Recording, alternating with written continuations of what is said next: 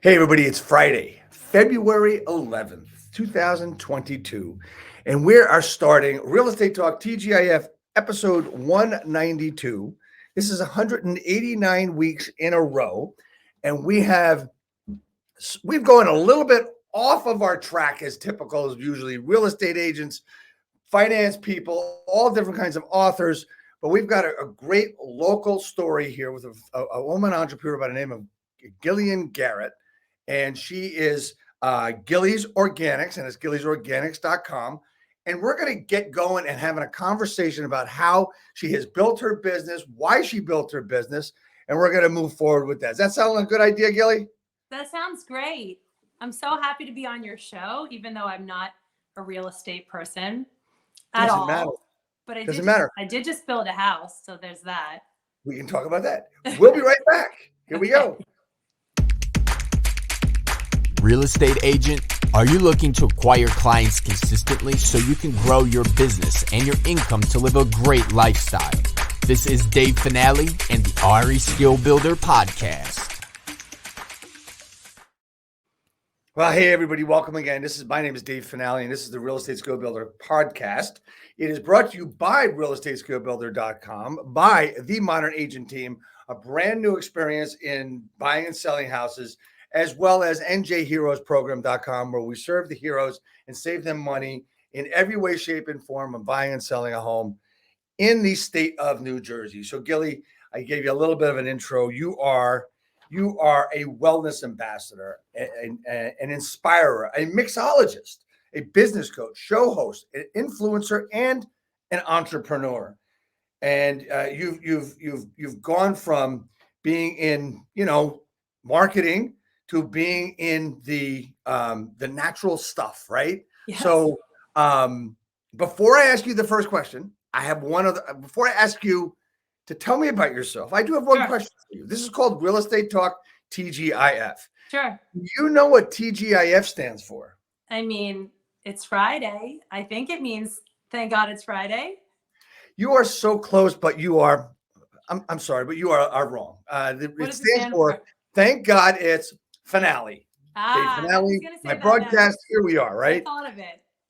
So, Gilly, awesome. Thank you so much. Thank you so much for coming on.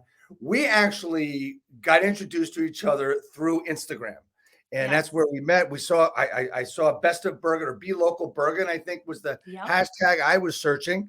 I saw what you had done with some interviews and stuff, and I got really interested. Looked you up. We had a conversation, and here we are.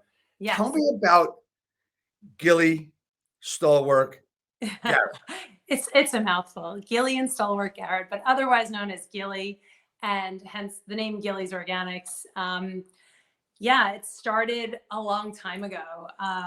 My background is in cable television. Straight out of college, I was a brand manager for USA Network's The Sci-Fi Channel, went to Turner Broadcasting, did a little in the online world at City Search, got some freelance writing work for Estee Lauder.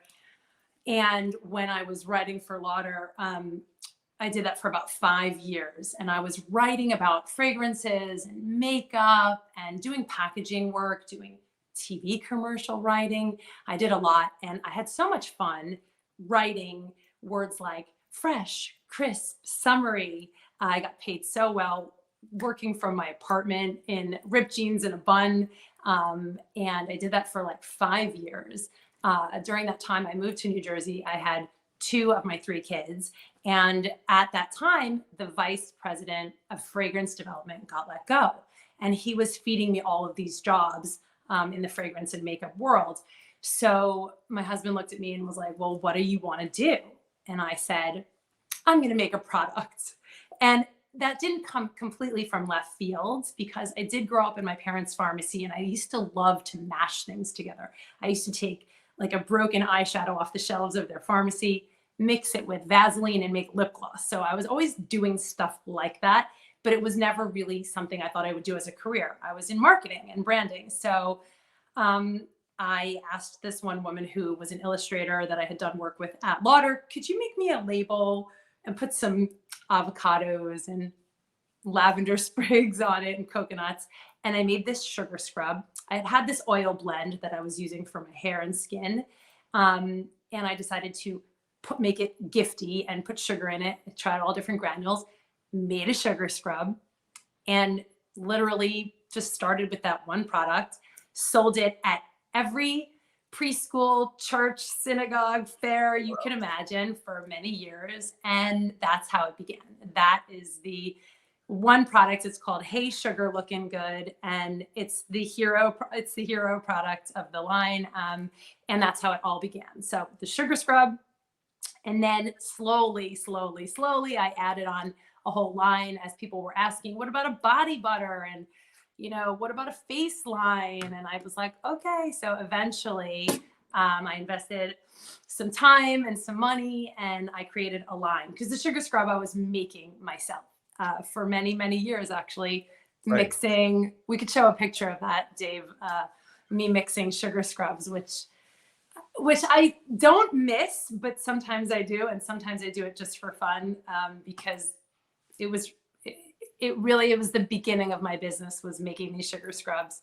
And yeah, it's like you have to look back and look over your shoulder and appreciate all of the small steps, right. like, and appreciate that I used to literally mix this in my dining room with a bandana on my head and gloves and everything. So yeah. So let's get back to the start of you getting out of school, working for other companies in marketing and stuff. And talk to me about how that worked for you as far as learning business and moving forward to this career you're in now. That's a great question. I never thought I was going out on my own, because I really did love corporate America. I really did love the people that I was working for in cable TV. They were really smart, really creative, and I learned all about business there, right? And I was on this fast track, or at least, it seemed like that, because I became a manager pretty early. There was like a little gap in between. There was like a space, and I was just like, I'm going to take it, and I just like worked really, really hard. And it wasn't until the team started to fold, because we got bought by another company and they weren't happy, and things were being cut and changes. So I was at Turner Broadcasting, and I looked over at my co-manager. We had been working on this women's networking event, and it got pulled by Ted Turner after many, many months of working on it together. And I just looked at my co-manager, and I was like, I'm going to go out on my own. And one of the things I knew, he thought I was crazy, but one of the things that I knew from being in corporate America was that I could come back to corporate America. So that was actually one thing I just knew. I always knew that I could come back, that I could take a year, and if it didn't work out, they'd take me back. I would only have that much more experience. And maybe that was a confidence thing that I had that maybe someone else didn't. Right. But I just knew that there was a home for me. There would always be a space. Even if I had to take a step back to climb back up, that I would always have a space. And I did. I learned numbers. I learned production things. I learned marketing skills, how to do things that if I had just started on my own and never had any business experience, I wouldn't know a lot, whether it's applications on the computer, just many, many, many things. So yes, it was very valuable. A lot of people don't want to even say that they can go and try something and they're willing to go back. And because I think that's really special, is that you were willing to do whatever it took if you failed. Yes. Right? I mean, you had a plan A and a plan B, but I think you also had a plan C too. Yeah. I actually wrote an article for Huffington Post years ago that I think I need to send it to you right after. I think you'll find it really, really funny. And it's all about plan A, plan B, plan C. And it's kind of in a light, funny, humorous way. Right. But I think there were a lot of moments over the course of my career that I realized that why not jump in? Why not take the chance? What is the worst thing that can happen that if it fails? What do I have to lose? Yes, you lose a little face if you fail. Right. And yes, you could lose money, and there are a lot of things that can happen. But I also feel like I saw people succeed. I saw people fail. And I also saw that life is precious during this time. Right before I was about to take a corporate job again, my mom passed away. And I just felt like it was just another reminder of how precious life is, and that I don't know, we can get really philosophical here about like too, what because you this is believe important in to everybody terms of watching. like whether you're in charge of your life or you're a co-creator of your existence. But I realize that I do have a lot of control over what I do, and I want to do, I get to do what I want to do. And like, yes, that comes with some privilege. I understand that very, very, very much. And we can have another podcast on my involvement with I Fund Women and the female quotient, and how there is complete inequity for women and women of color. There's so much there, but we can talk about that too. That's fine. That's fine. So we could talk about that, because that is very important to me, and I'm involved in these organizations. But I understand, like, I didn't have someone fund my business. I took on side hustle for many, many, many, many, many, many, many years. Actually, I took on something not long ago, and I try and look at it as like a flex, as opposed to, it's a skill set. So if somebody wants me as a coach, or they want me as a social media consultant, or these things that I'm good at now, because of the necessity that I once had to do it, I learned some really awesome skills. And so I forget the original question, but it's okay. So you know, it's funny, you learn skills out of necessity. And for me, I learned one of my biggest skills about doing video, how to do video, out of boredom. And the reason I learned out of boredom, because I had to have surgery and I wasn't allowed to do anything for a week. This is about 14, 15, 16 years ago. wow. And I mean, I worked, you know, 6 to 10 every day. And how do I do nothing for a week? Right. So, you know, YouTube you turned had your just lemons started. into lemonade. Yeah. Exactly. Right. YouTube was around for a year or two, I think. And I saw this video on how to do video and how to make it work on YouTube and Google. And that's how I got into it. So it was great. And you're at like almost 200 episodes already. Right, exactly. So this is 192, you know, and so this is just one thing that I decided to do because I saw somebody doing a terrible job. And I said, I can do that. And I'll show up every week, no matter where I am. It didn't matter. I remember one broadcast I did at the Short Hills Mall, because it was Black Friday and I got there really early. And that's a really great shop on Black Friday because there's nobody there until like 2. So it's a good place to go. But anyway, you got a spot at the mall on Black Friday. Absolutely. I think we got there at 10. It wasn't crowded at all at that point. Anyway, we digress. So the important part is you decided to leave that job when things weren't as fun as they were, right? And were there any things in the back of your mind that you knew you would have to come up against because of being a female, or not? Did that even get in your way? How about even just back then, just being a female new mother? So there was this need, not as hardcore when they were babies, but there was a need for 2 salaries. And we live in Bergen County after all. Right, exactly. And I had these little babies, so I was able to, I'm very grateful to say that I was able to mostly, just be home and raising them. But the fear of missing out and working too much was a big deal. It was like, I definitely stepped into situations where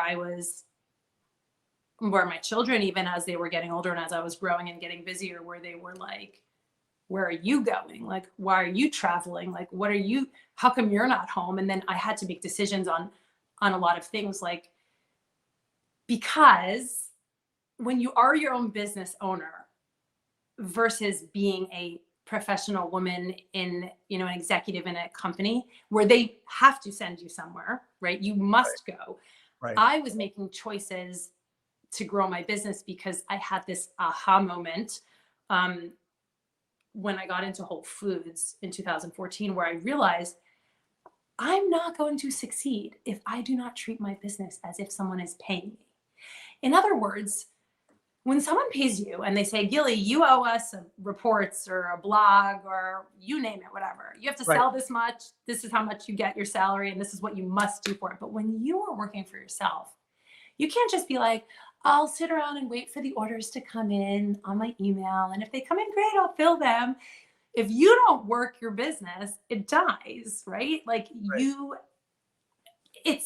and I had this moment where I realized like, I need to work this business. So I did come across things as a female business owner. I mean, I did not go for seed money. I only did I Fund Women, which was a beautiful experience, by the way. And I spoke for them many times over the course of the years.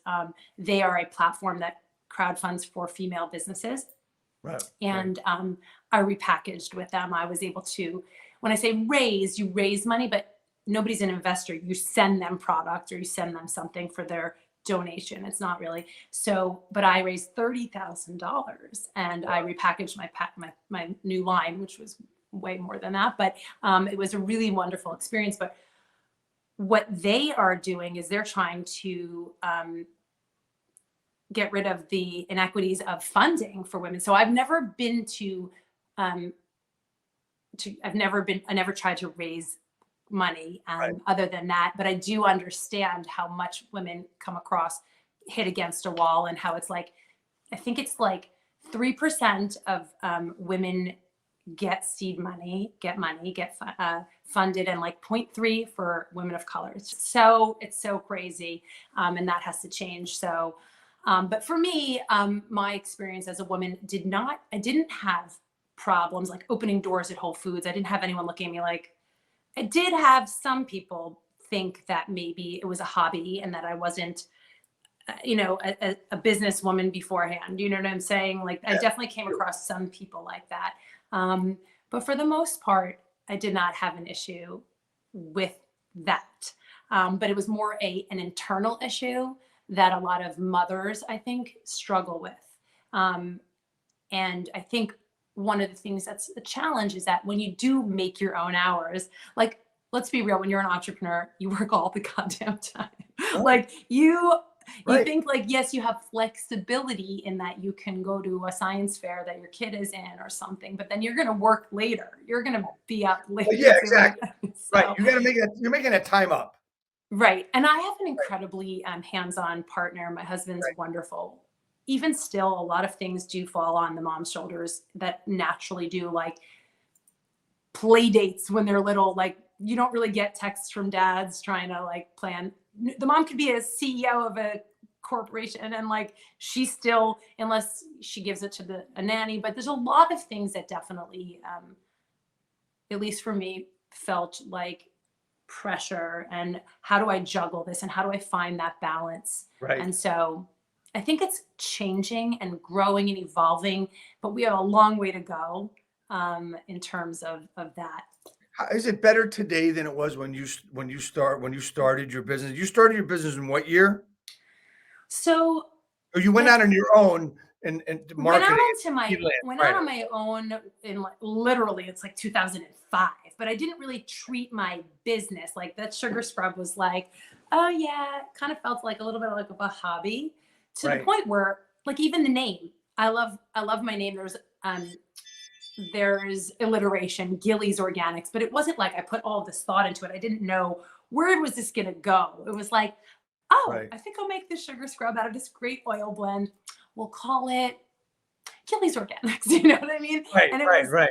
So it wasn't until about 2014 when Whole Foods placed their first order with me that I was like, whoa, like, not that I thought it was a hobby, not that I didn't have dreams for it. I did. And there was, we talked about this when we first met, that like, there's this manifestation thing going on, right? Like how much do you believe your business is going to work?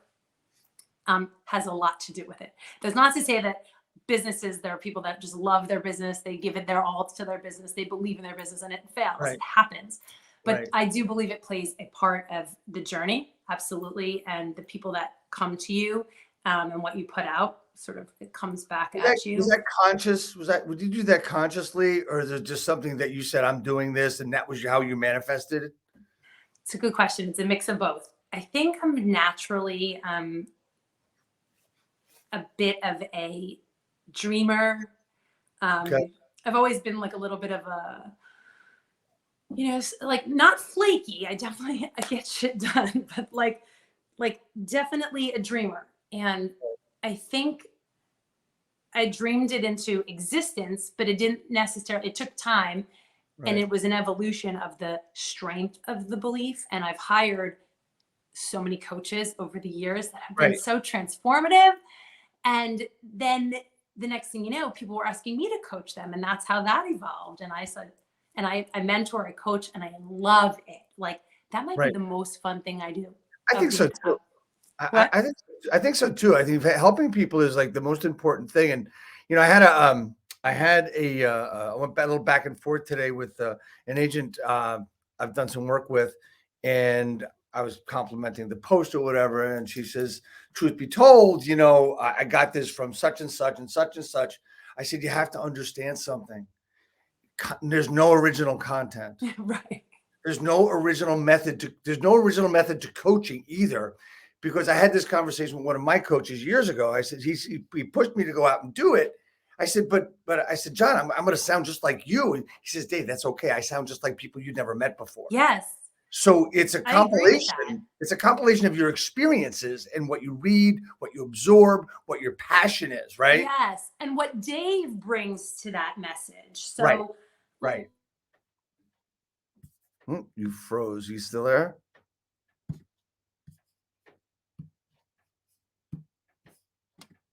We lost your, hold on. I think we got it. You are muted, by the way. I fix you, I think.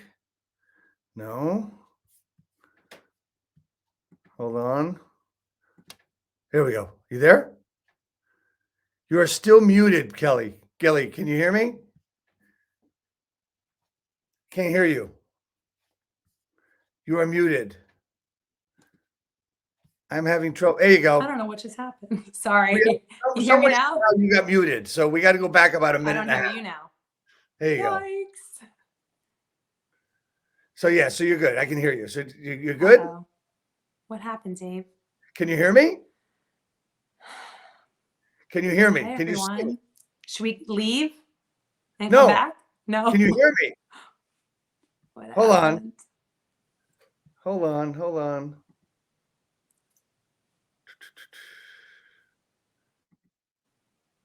There you go. Can you hear me now? Okay, this has never happened before.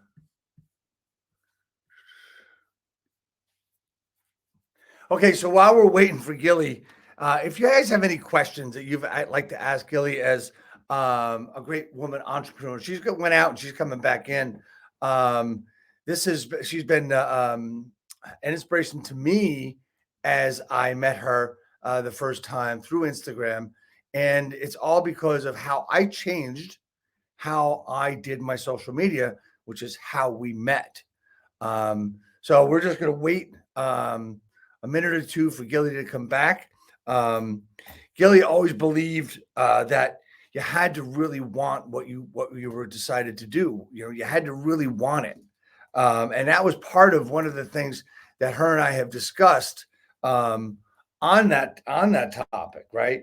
So, so we're hoping that she comes back where she is. So let's see if we can get her in Messenger.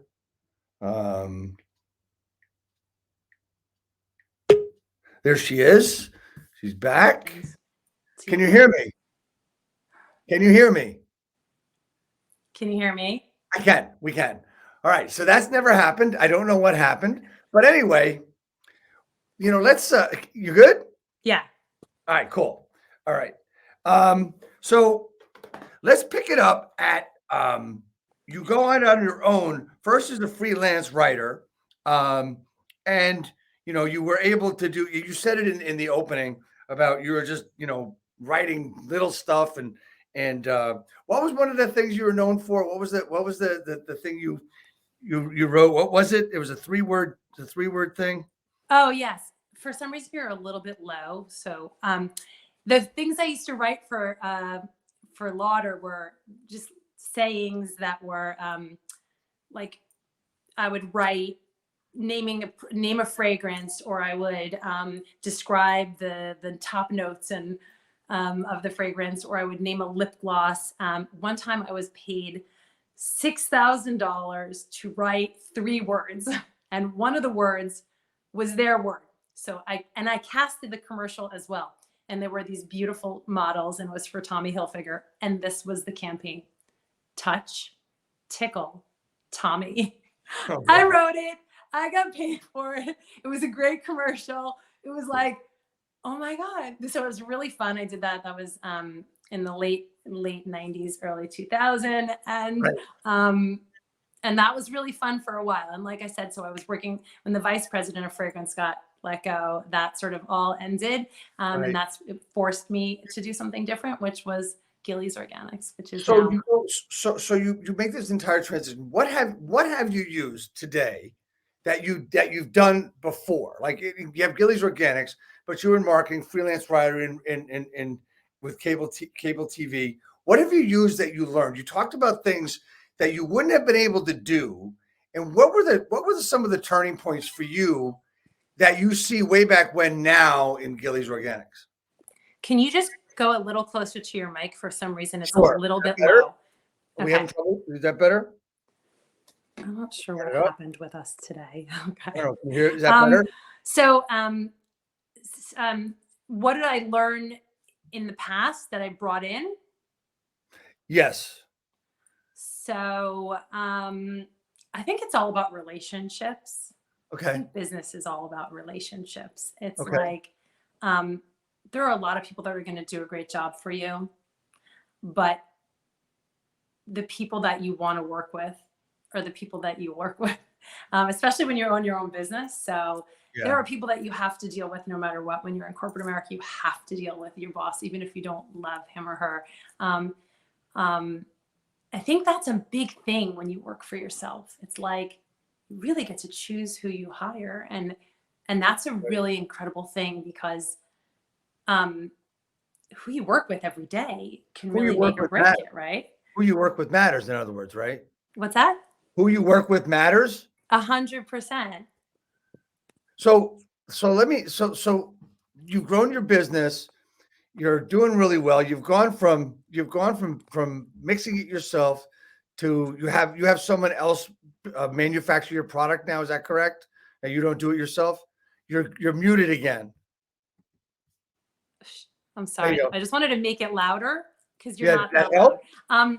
I do. I make it. I used to make it myself, and now I don't make it anymore, which is so crazy because that used to take so much time. So Right. I used to get an order. Let's say Whole Foods would, write an order, or I'd get one online, and I'd be like, "Yay! Oh crap!" Like I had to do a lot, put stickers on stuff, and fill every order. And now I just have a great manufacturer, and I have I have amazing employees, and I have a beautiful growing, emerging business that I'm really proud of and excited about.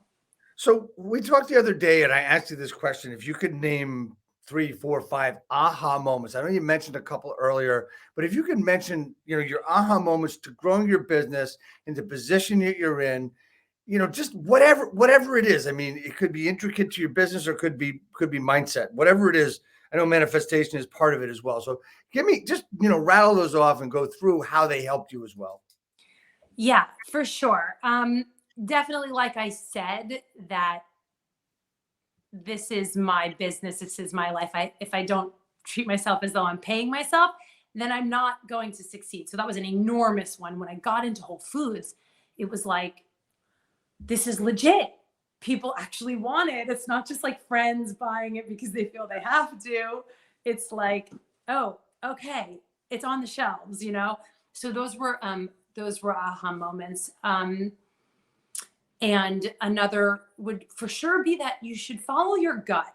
Okay. And Mhm. so some rules are meant to be broken. That's my mentor, Shelly. She always says, like, yes, of course, I'm like, I keep the law. I'm a law-abiding citizen, but there are certain rules out there. So when I first got into Whole Foods, one of the buyers was like, we love your products. You know, now you're on the shelves. Like, you have 3 of us. Don't open new doors so fast. Just make sure you do well in these few stores. But it wasn't like a demand. It was just like a recommendation. And I listened. And then I wanted to open more doors. I was good at opening those doors. And then all of a sudden, Amazon bought Whole Foods and there was a hold on opening individual doors. So I was like, and it took a while. I had to wait. All these places said, oh, I want it, but you can't do this. They made a rule.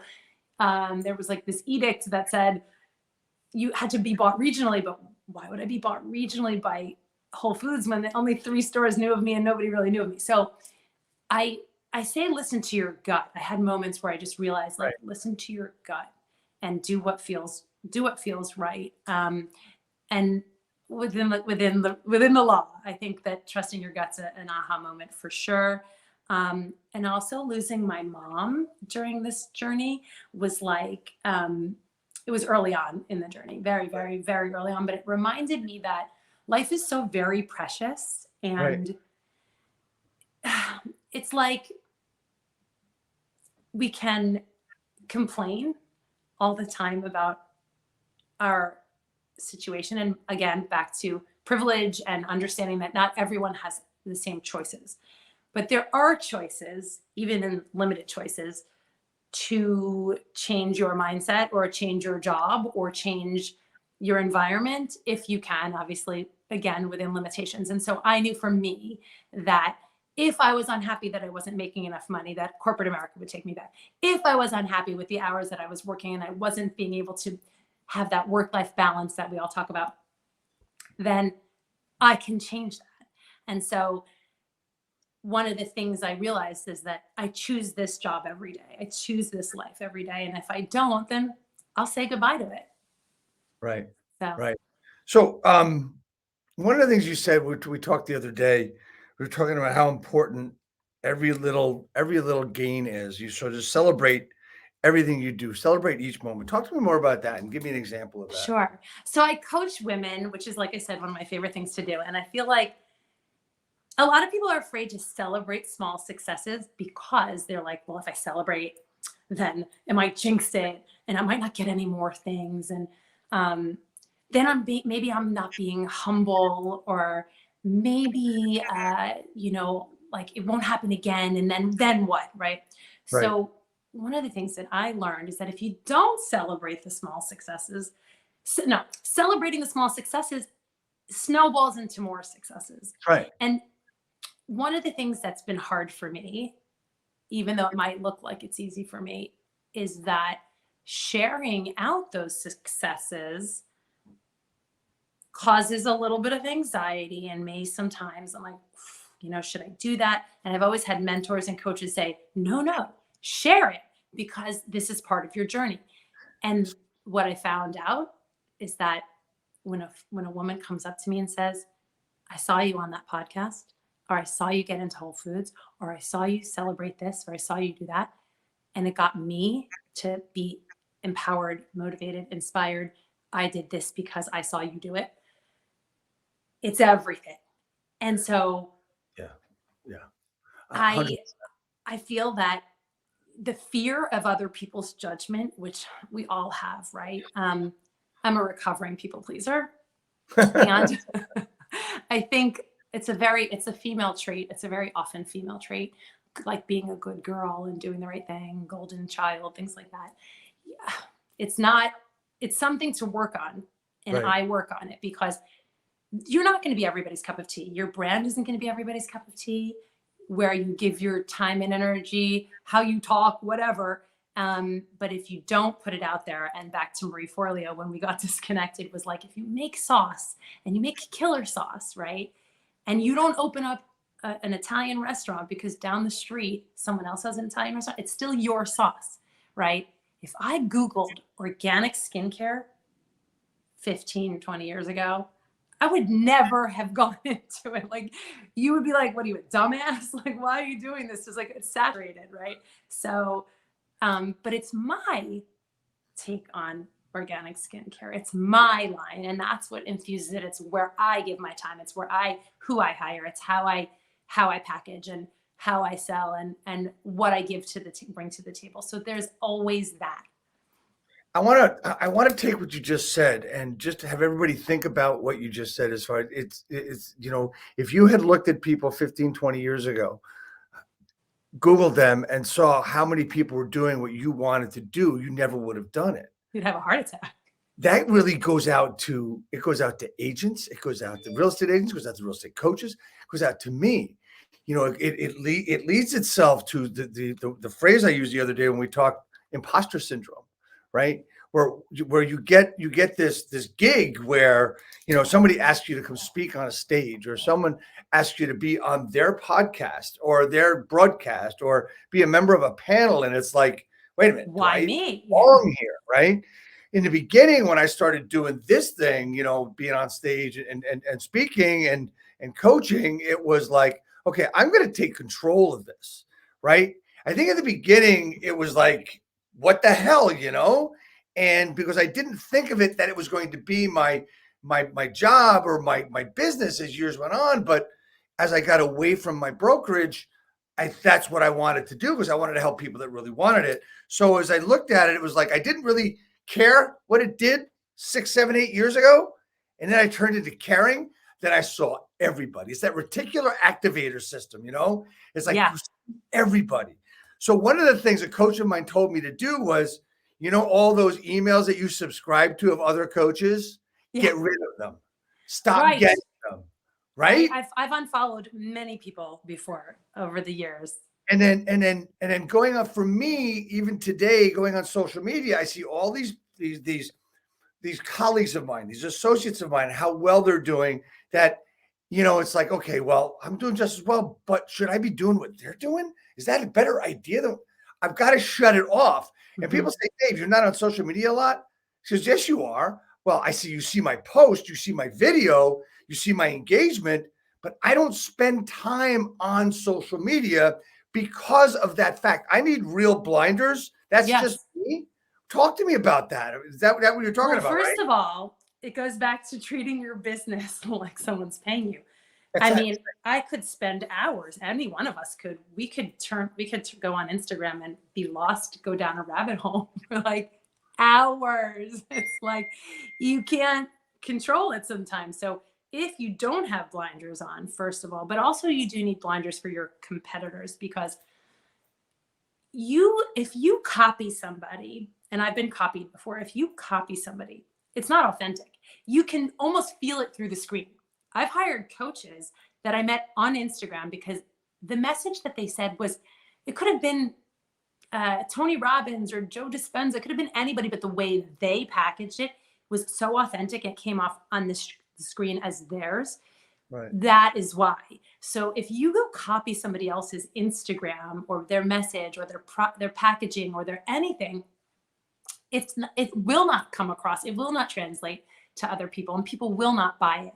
Right. And then talk about imposter syndrome. If you copy someone, you really are an imposter. So I've also unfollowed, try and keep my blinders on, try not to look at anything other than the things that are in front of me that I need to do. And as far as having that imposter syndrome, I think the best of the best of the best business people have it. I started chipping away at it many, many years ago, again, when that mentor Shelly invited me to come and speak across the country and do certain things. And I was like, why me? And then it was like, why not me? And exactly. Right. And then now when the best thing I could ever do for someone is give them an opportunity. To me, it's like the passing on or the pulling up the ladder or whatever, that is like more exciting to me than even when someone gives me an opportunity. Yeah, it's as if you're always going to say, oh, well, I can't do that. That's not something that, what happens if this happens? What's going to go on if this, it should be the other way around. He says, what happens if it works? Right. What happens to me if I make the money? It's like the gambler, right? The weekend gambler, or the guy that goes to a convention at a casino, and he sits down at the table and says, shit, I don't want to lose this money. I don't want to lose this. What happens if I lose this money? No, the gambler sits down as what happens when I win? Right. Right. Well, you're kind of likening business to gambling, and it kind of is sometimes. Yeah. But I hear you. I hear what you're saying. It's like there's definitely a mindset, and then there are failures. Listen, there are failures that go along if you don't accept the fact that you are going to fail in business and learn. I would have given up years ago. There have been many, many, many, many, many mistakes and many, many bumps in the road where I could have just been like, I'm done. I'm out. Like, someone hire me. I'm ready to, there have been many, many moments like that. And that's life, right? Yeah. That's just life. Yeah. So it's sort of being able to be I think being an entrepreneur is like, how flexible can you be? How pivotable are you? What, like, are you? I am married to the business. I mean, I've talked about this with my husband a bunch of times. Like, if it failed, it would be pretty damn depressing. But life goes on, and there are other things. There are multifacets of us. So I think, like, you having a podcast, me coaching, all these other things that we're good at, I think we always need to foster, because fostering those passions make you and your business what it is. It's not just selling organic skincare, because there's like a blank ton of us, Right. So like, forget it. Like, there are a million brands out there to choose from, and that's a good thing. No, absolutely. It's just like there's a million agents out there, and the difference between an agent that is doing something. You mentioned that, you're one of the things you thought about was that it was a hobby. And then when we got into Whole Foods and stuff, it became real. Right. Yeah. And I want to parallel this to the real estate business. And what we see a lot of agents getting into the business, but the difficulty is the discipline of setting hours, the discipline of doing the work, et cetera, et cetera. And it's like, before they know it, 12 months has gone by and they've got all this regret. Well, I will always put out there this same saying: I'd rather have the pain of discipline than the feeling of regret. Yeah. Right. And that's something you've done. I mean, you've been disciplined all throughout through your success, right? Where you've had the failures, you've had the setbacks where it didn't go. And one of the things you had that I think that I've never had is patience. Or if you didn't have it, it sounded like you did. Right. Talk to me about the importance of patience. I think so. Let's just say if you're in a rush to be successful, maybe entrepreneur life isn't for you, right? Like, not you, but whoever's listening, because there's no fast track. And like I know people who've been given lots of money and it didn't work out, right? I didn't have any money given to me, and it was a slow, the turtle, the hare, whatever wins the race. Like, I'm hoping that, and I do believe that the journey for me is what matters. And when the finances weren't there, well, there are a million jobs that you can do out there. So it depends on how long did you want to keep doing what you're doing, right? So I always advise people before they jump ship, if they do have a good job, to make their side hustle the entrepreneur business, and keep, if they can, the paycheck because I didn't have it that way. And so I went and sought out side jobs when I needed it over the years. But again, those were not mistakes, and those were not regrets. At the time, they might have seemed like, why do I have to do this? But really, it built me up as a person and as a businesswoman, and it gave me skill sets that I value, I very much value. Right. Absolutely. So if there was one thing that you could tell an entrepreneur, a woman entrepreneur that they really need to keep their head on and they need to concentrate on, what would that be? Keep their head on. Okay, so Or concentration or thing the most well, one there of the are most two. important. So Go ahead. It doesn't there have are to be two one. things. Go ahead. So if you should always do the work. Like if you're an entrepreneur, you need somebody, whether it's a coach or a mentor, because like you're sort of flying out and like you're flying out there when you're on your own. Like unless you have a team but when you're new, you don't have a team, right? You have maybe a mentor, maybe a coach.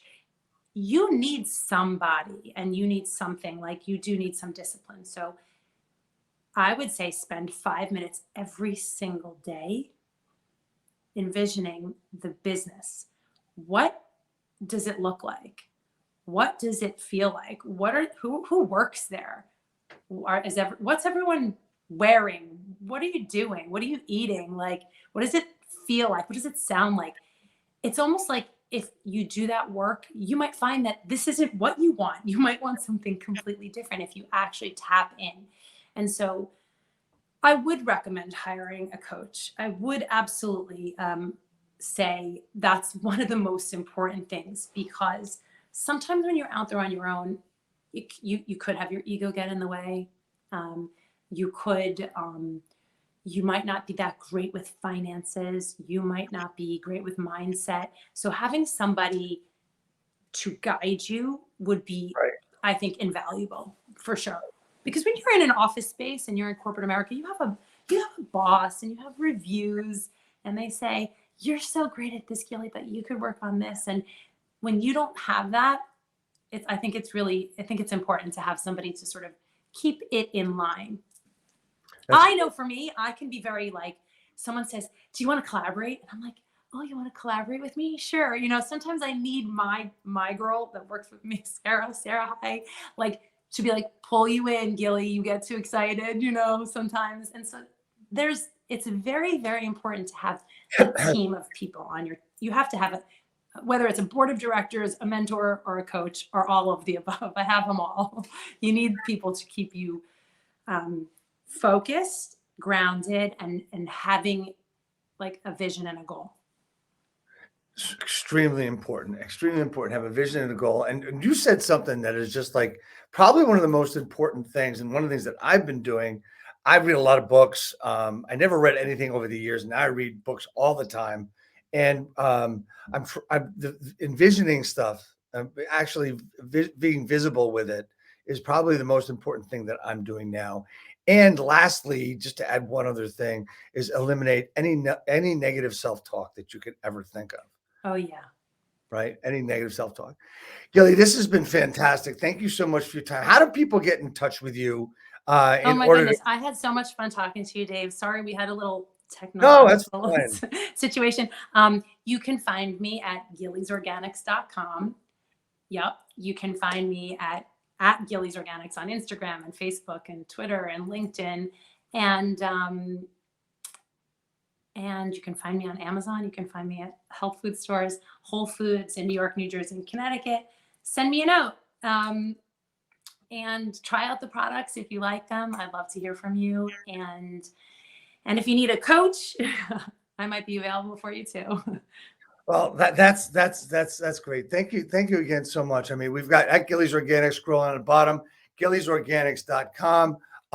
We found each other on Instagram and admired each other's stuff.